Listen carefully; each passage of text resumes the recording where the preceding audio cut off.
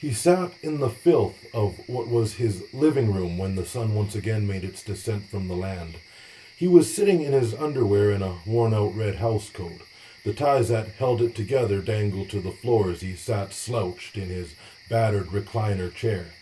There were pockets on both sides of the housecoat. One was worn down to nothing but holes. Anything put into that pocket wouldn't last a second. That was why he kept that pocket empty. Not the other one, though. The other pocket was working just fine, as it contained a rusty key and a 7-inch switchblade that he spent most of his day polishing. The motion of rubbing the blade brought him some type of stress relief. He would drift off into complete concentration and just polish the hours away. The television was on. It was at the end of some detective show, but he wasn't really interested in the show. He was more anxious to see what was going to be on in the next few minutes, when the clock struck 11 and Louis Murphy would tell the people of the world who were still awake the important things that had happened that day. Scorpio fell out of focus as he thought back on his life, how he'd ended up the way he ended up. He was deep into the dreadful memories of his childhood when the theme song for the 11 o'clock news began to play, bringing him back to a happier reality. He had been waiting to hear what they had to say about him as he drank his watered-down Tang and ate his burnt buttered toast. It wasn't going to be a long wait for his name to come up. He was a big deal at the time. When you do the types of things he did, the world tended to pay attention. The mayor had made an appearance at a press conference regarding the situation earlier that day. Scorpio had heard about it, but never got the chance to see it. There wasn't much of an expression on the face of the mayor as they rebroadcast clips of the conference from earlier that day. Basically, the mayor had been asking for mercy. He was more focused on begging for the prisoner's release when he should have been focused on getting the money. He barely talked about the money, just stated it was being worked on. What the fuck did that mean? And the nerve, he had to call him savage? It was savage, but he wasn't too pleased to be told that. Scorpio didn't believe a word that came out of that fat cocksucker's mouth. He had been bullshitted to his entire life and knew very well when it was happening. He could sense it in the tone of the mayor's voice, or maybe it was just the way he addressed the situation in general. Scorpio had spent the previous night contemplating his next actions. Well, not as much contemplating as fantasizing. Catherine was his first kill. Murder was something he had become incredibly passionate about over the years, but he was a bit of a coward and didn't think it would ever be something he would actually commit. Well, not to the people anyway. It was animals that he started with. That activity stretched far back into his younger years, the days that were long gone at the age of 34. He found himself in a bit of a midlife crisis. He was depressed and trying to find his way back to happiness. He couldn't find it though, and then he got pushed into a corner, tucked into a difficult situation. After he committed the murder, he was glad it had happened. It opened up a door to a new world, a world he never knew existed, a world that suddenly made life worth living, a world he became incredibly passionate about. Zero regrets. This might have been the happiness he had been seeking his entire life. He replayed the pieces of the mayor's speech in his mind over and over again.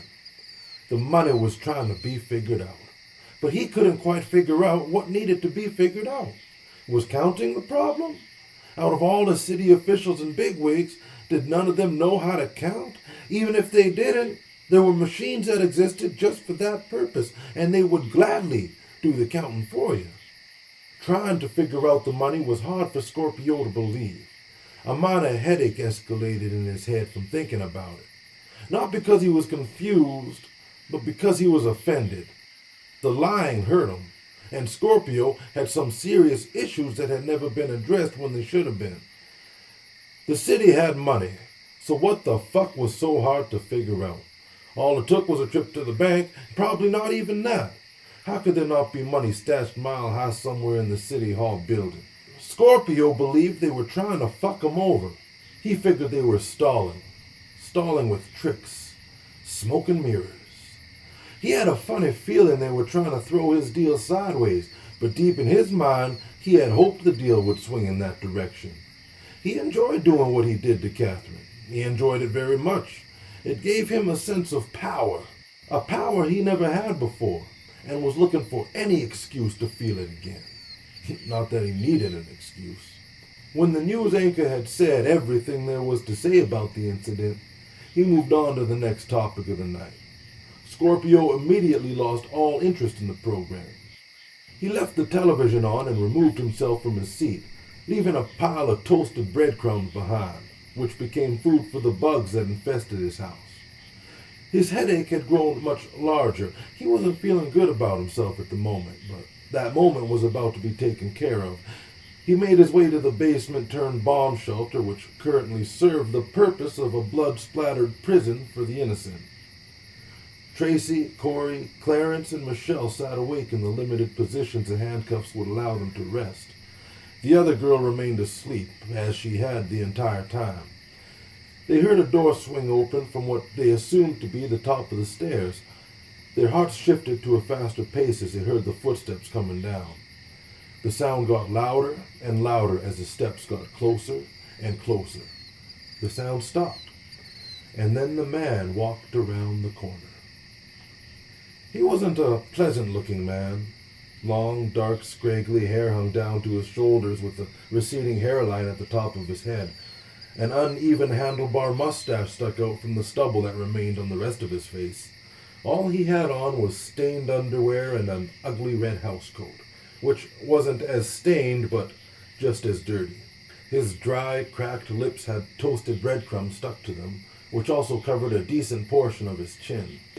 He had an eerie way of quickly opening and closing his mouth in a movement that seemed similar to a mechanical malfunction. His teeth seemed to be intact, but they weren't in great condition. They had a hint of yellow to them with some nasty grime buildup where they tucked into his gums. It almost seemed as if the grime was holding them into place. If he cleaned it, they would probably all start to tumble out, one by one, like dominoes. There was an awful smell of body odor coming from him. He smelled like a man who hadn't cleaned himself for quite some time. It was hard for them to notice because the smell of the basement wasn't much better, and over time they'd become quite used to it. He began taking steps toward Tracy, reaching into his pocket and pulling out a rust-colored key. He took hold of her cuffs, and she pulled her hands back out of instinct and fear. The up-close encounter with the appearance and smell of this man was unbearable, and she put up a fight. Scorpio was having none of it, though. He reached back into his pocket, returning the key to pull out a switchblade. It made a brilliant metallic clicking sound as he popped it open, revealing an incredibly sharp 7 inches. The knife looked polished, it sparkled, and Tracy forgot about her fear for the tiniest moment as she felt its hypnotic effect. The strangest thing about it was how clean it was, based on the uncleanliness of the man himself and the room they were sitting in. The fear came rushing back in a heartbeat as he pointed the tip of the knife toward her, swiftly bringing it up to her face. The tip of the blade was pointed less than an inch away from her eye. That was when she froze and gave up resistance. But before any other move was made, Michelle spoke up from her end of the room. "Why are you doing this?" asked Michelle, a wetness forming in her eyes. Tears could be heard in her voice. The man lost temporary interest with Tracy, turning around with slight anger and wondering who could be so brave as to speak at a moment like this. His headache began to pound a little bit harder. He stared at Michelle for an uncomfortable 11 seconds. It was an awkward pause, as if he had his whole trip to the basement written out, and her unwritten lines had thrown him off, throwing off the entire script. He took that 11 seconds to rewrite, but it wasn't enough time for him, so he slipped into improv. "Shut up," the man said. It came out as a mumble. It was hard to actually understand what he was saying. Michelle had no problem figuring it out, but Corey was not about to let it go. "You don't even know how to speak." Corey said, without really thinking about what he was saying. Scorpio turned his attention to Corey. There was no pause for thought this time, as the man completely forgot about Tracy and made his way toward Corey with a fast-paced, vicious approach. The knife that had most recently been held centimeters away from Tracy's eye was now pressed up against Corey's belly. He felt the sharpness of the blade, and his stomach dropped. One more ounce of pressure, and it was going in. And for the first time since their entrapment, Corey had nothing sassy to say.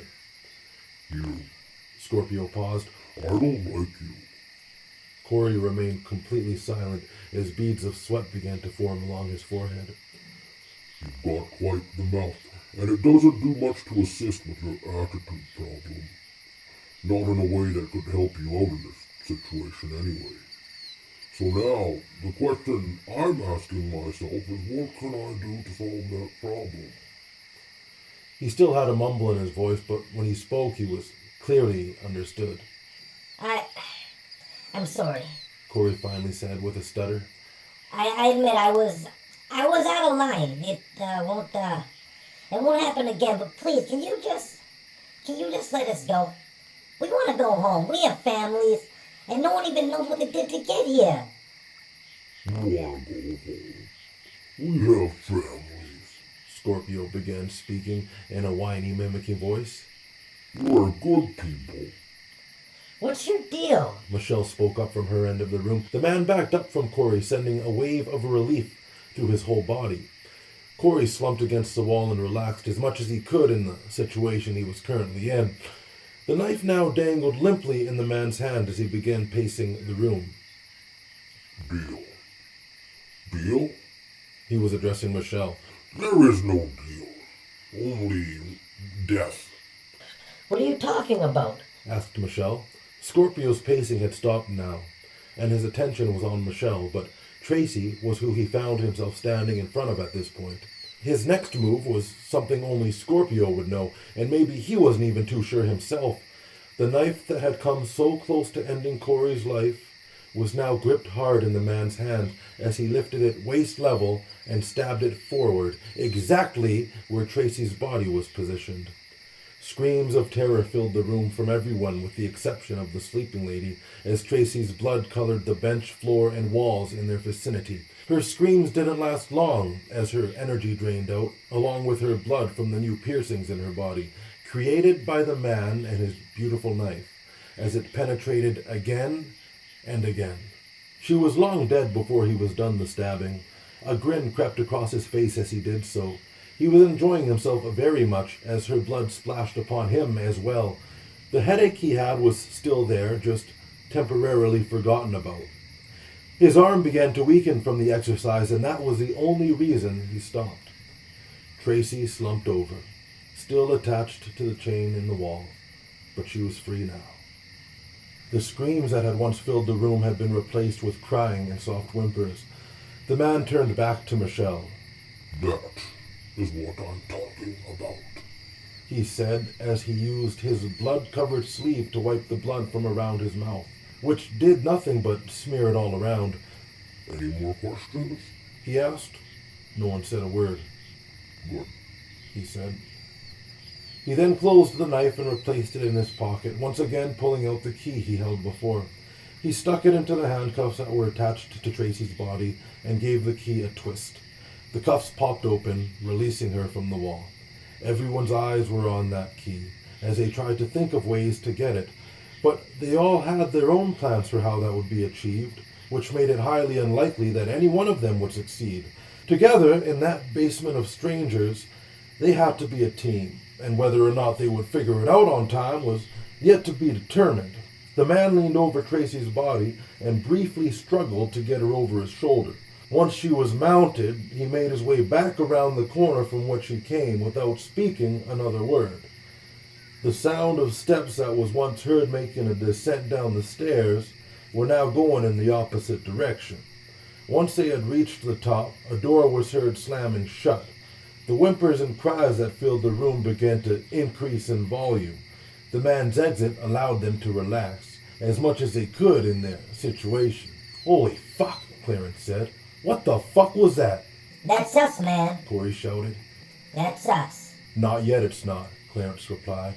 I can't stay here. Michelle said. Not here. Not like this. I need out now. And you don't think we all feel the same way? Corey said. His attitude was back now. "Come on, Corey," Clarence said. "There's no need to be like that. Out there, in the real world, you can go ahead and be an asshole all you want, but down here, like this, it's not gonna work." Well, what are you gonna do about it? Corey asked. "Nothing. There's nothing I can do. Clarence said. And here we all die. But earlier, I saw that look in your eye. When that man had his knife to you, and I saw fear. When fear is placed into the heart of a man, it's a pretty clear sign that he has no intentions of dying. So now I know that's what you don't want. There could be a way out of here, Corey. But the only way we can find that way is by working together. That lunatic is outnumbered by us. Don't forget that. Everyone became silent. Even the crying had ceased as everyone thought about what Clarence had just said. The silence lasted for another 20 seconds. Then Corey broke it. So, what's the plan?